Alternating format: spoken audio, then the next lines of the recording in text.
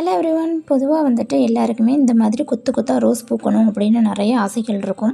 So ஆசைகள் இருந்தால் மட்டும் போதாது, நம்ம அதுக்கான பராமரிப்புகளும் நம்ம செய்யணும். ஸோ இந்த மாதிரியான ஒரு ரோஸ் செடிகளை வாங்கிட்டு வந்து அதுக்கு ஏற்ற ஒரு பெரிய தொட்டி, உங்களோட சாய்ஸ் தான். நீங்கள் நல்ல ஒரு பெரிய தொட்டியோ அல்லது க்ரோ பேக்லேயோ நீங்கள் வச்சுக்கோங்க. நல்ல பெரிய சைஸாக இருக்க தொட்டியில் பார்த்துட்டு நீங்கள் வச்சுக்கோங்க. 2 வாரத்துக்கு ஒரு முறை டிஏபி கொடுங்க. ஸோ 2 வாரத்துக்கு ஒரு முறை டிஏபி நீங்கள் கொடுத்துட்டு வந்தீங்கன்னா இந்த மாதிரி நிறைய மொட்டுக்களை வந்துட்டு நீங்கள் பார்க்கலாங்க. இது ஒரு டிப்ஸுங்க. இன்னொன்று பார்த்துக்கிட்டிங்க அப்படின்னா, நல்ல செம்மண் கலவையாக இருக்கான்னு பார்த்துக்கோங்க. அதோட நம்ம செம்மண் கலவையும் அப்புறம் கொக்கோ பீட் மிக்ஸ் பண்ணி கூட வந்துட்டு வெர்மி கம்போஸ்ட்டும் மிக்ஸ் பண்ணிக்கோங்க. இதை 3ஐயும் மிக்ஸ் பண்ணி நீங்கள் மண் கலவையை ரெடி பண்ணி வைங்க. செம்மண் 2 மடங்கு ஆட்டுச்சாணம் தொழு உரம் அல்லது மாட்டுச்சாண தொழு உரம், இதில் எதாவது ஒன்றாவது 1 மடங்கு நீங்கள் எடுத்துக்கோங்க.